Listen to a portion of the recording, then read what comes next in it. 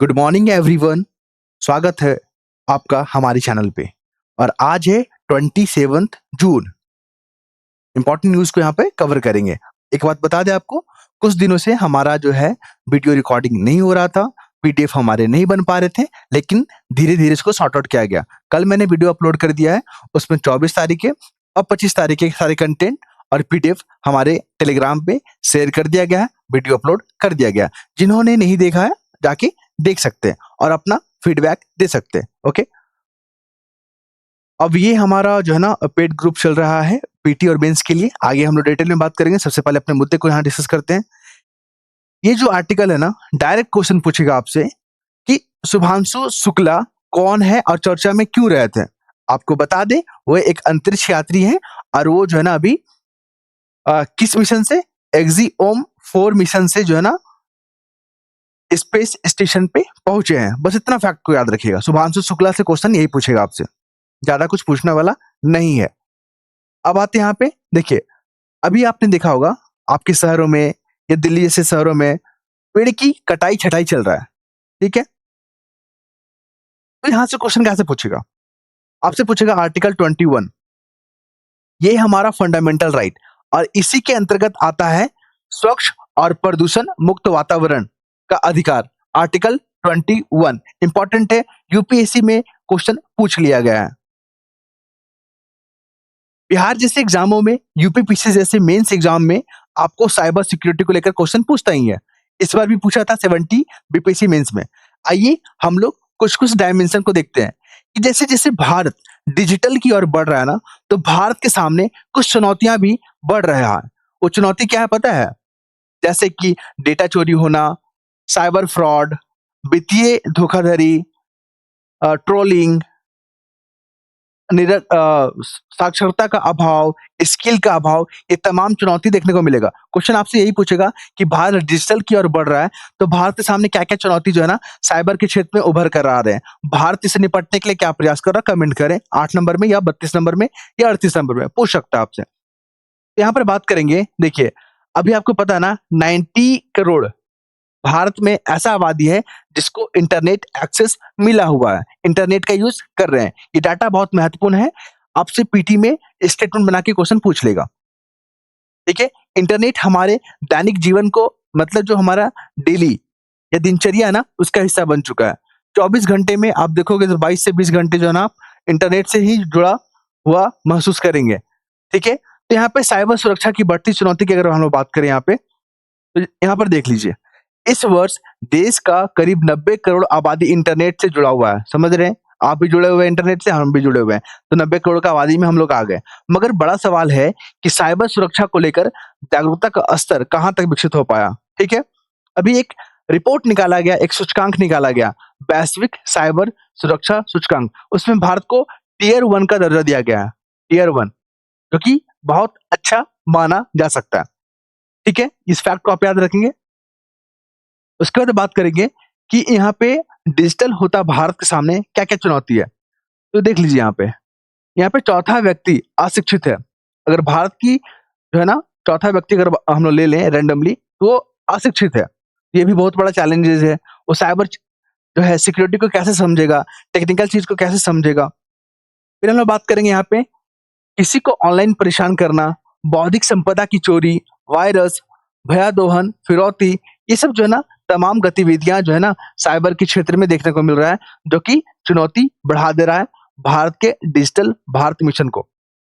ठीक है, चैलेंजेस में आप ये लिखिएगा कि ऑनलाइन ट्रोलिंग हो रहा है, वायरस का यहाँ पे डर है, फिर यहाँ पे फिरौती, digital arrest, okay, deep fake, ये सब चीज देखने को मिलेगा।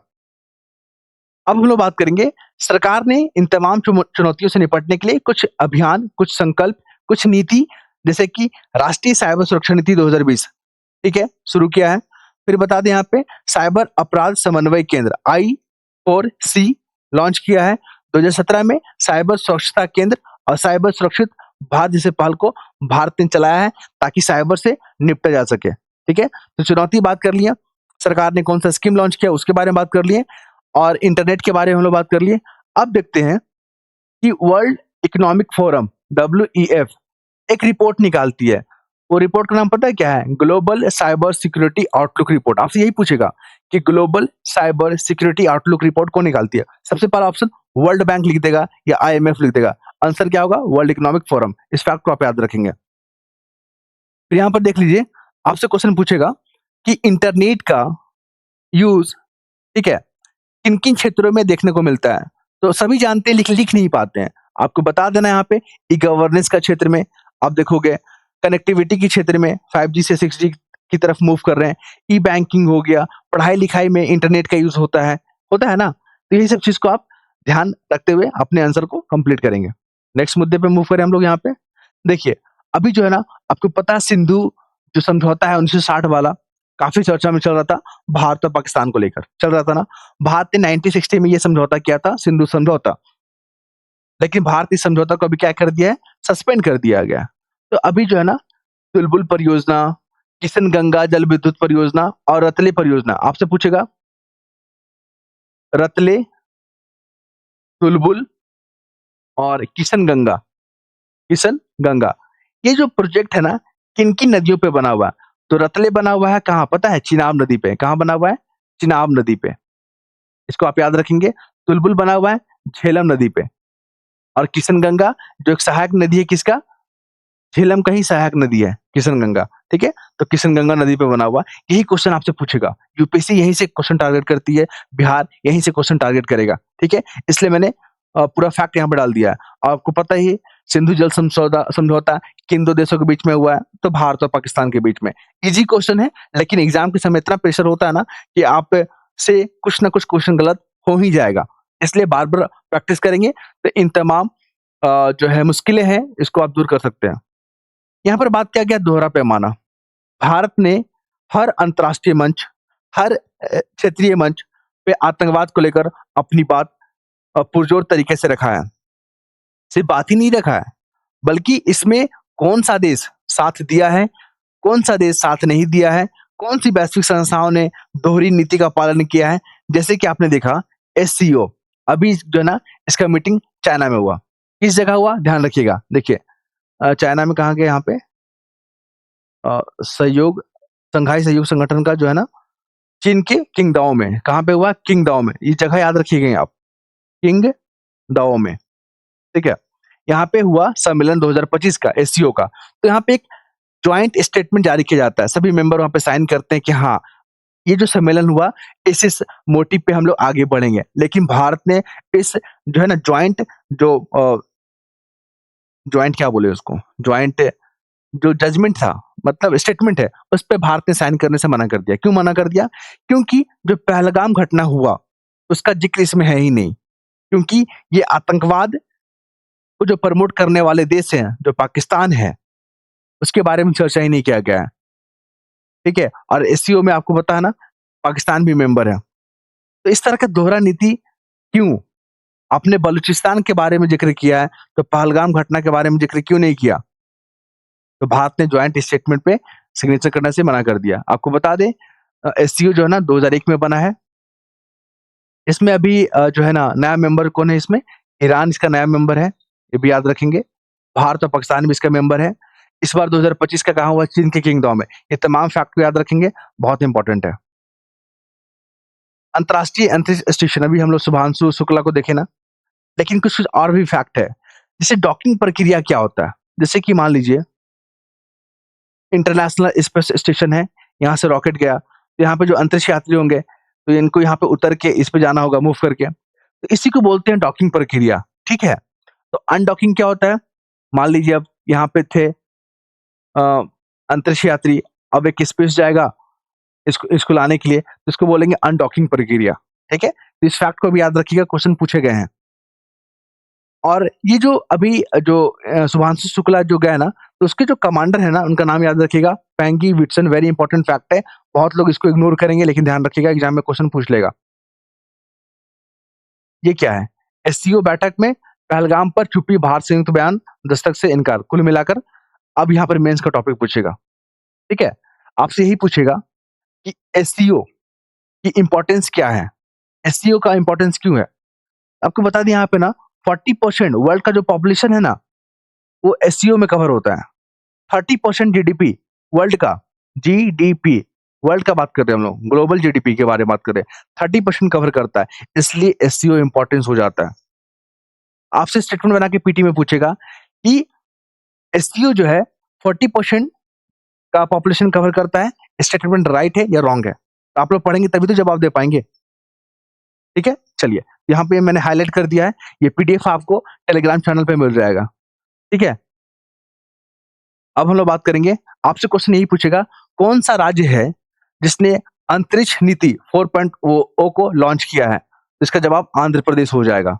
देखिए, अंतरिक्ष नीति 4.1 में लॉन्च किया गया है और इसमें 25,000 करोड़ का यहाँ पे क्या किया जाएगा, इन्वेस्टमेंट किया जाएगा और भारत को जो है ना स्पेस के क्षेत्र में अग्रणी बनाया जाएगा। तो इसके फायदे क्या हैं?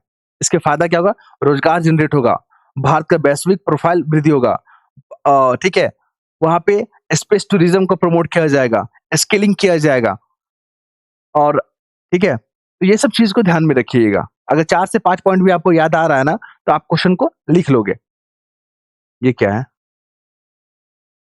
महाकुंभ के बाद ये इंपॉर्टेंट नहीं है। हाँ, अभी जो है ना एएसओ का एग्जाम चलने वाला है, एफएओ का, 71 बीपीएससी, बीएसओ, एडीयू का। तो अगर आप लोग इस एग्जाम को टारगेट कर रहे हैं ना, तो आप जो है ना पेड बैच से जुड़ सकते हैं। ठीक है, इसमें सारा पीडीएफ और एक्सप्लेनेशन दिया जाएगा आपको। जो लोग जुड़े नहीं है तो कांटेक्ट करके जुड़ सकते हैं। एक बार मैं नंबर आपको बता दूं, हालांकि नंबर मेरे स्क्रीन पे लिखा हुई है पीडीएफ का पहला पेज पे, लेकिन फिर भी 943035, ठीक है, 7042, आप इस पे कांटेक्ट करके इंक्वायरी कर सकते हैं।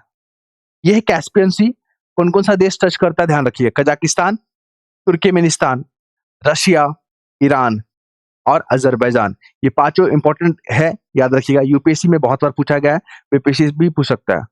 मेडिटेरियन सी के साथ कौन कौन सा देश साझा करता है? यूरोपियन वाला याद रखिएगा, फ्रांस, स्पेन, ठीक है, इटली, ये 3 को याद रखिएगा। इधर टर्की, सीरिया, लेबनान, इजराइल याद रखिएगा, इजिप्ट याद रखिएगा। अगर कुछ कुछ को आप याद रख लेते हैं ना, तो ऑप्शन एलिमिनेट आप कर पाओगे। Israel, Jordan, Syria, Lebanon, Egypt. फिर यहाँ पे ट्रॉपिकल ग्रासलैंड याद रखिएगा, सवाना, जैसे कि यहाँ पे अफ्रीकन सवाना, कंपास और ऑस्ट्रेलियन सवाना। यहाँ पे गर्म वाटर को देख लीजिए, गर्म वाटर में कौन सा? गल्फ स्ट्रीम क्या है, अलास्का क्या है, गर्म है, 2 को याद रखिएगा। ठीक है, और अगुल्हास ये भी गर्म है। नीलगिरी याद रखिएगा, आप डोडा बेटा याद रखिएगा, आप अनाईमुड्डी याद रखिएगा, आप कार्डेमम हिल्स याद रखिएगा। नॉर्थ से साउथ अरेंज करने के लिए पूछ लेता है और काफी दिनों से हम इस पर डिस्कस भी कर रहे हैं, क्योंकि ये सब फैक्ट ये है ना कि बार बार आपसे क्वेश्चन पूछेगा ही। अभी देख लीजिए, सिंधु नदी न्यूज में है, तो उसकी सहायक नदी को देख लीजिएगा। ये जो सीरीज है ना, काराकोरम, लद्दाख, जास्कर, पीर पंजाल, ये पूछ लेगा पहलगाम घटना को लेकर। फिर यहाँ पे गारो खासी जयंतिया बीपीएससी ने पूछा है अभी, जैसे कि केटू, कामेत, नंदा देवी, माफ कीजिएगा, हाँ नंदा देवी, और उसके बाद गारो, ये अरेंज करने के लिए पूछ लिया था वेस्ट से ईस्ट की तरफ 2024 के एग्जाम में। ये तमाम फैक्ट को हमने डिस्कस किया। आई होप आप लोग को पसंद आया होगा। अगर आप लोग को कोई भी क्वेरी है तो आप लोग कांटेक्ट करके पूछ सकते हैं, जवाब आपको दिया जाएगा। धन्यवाद।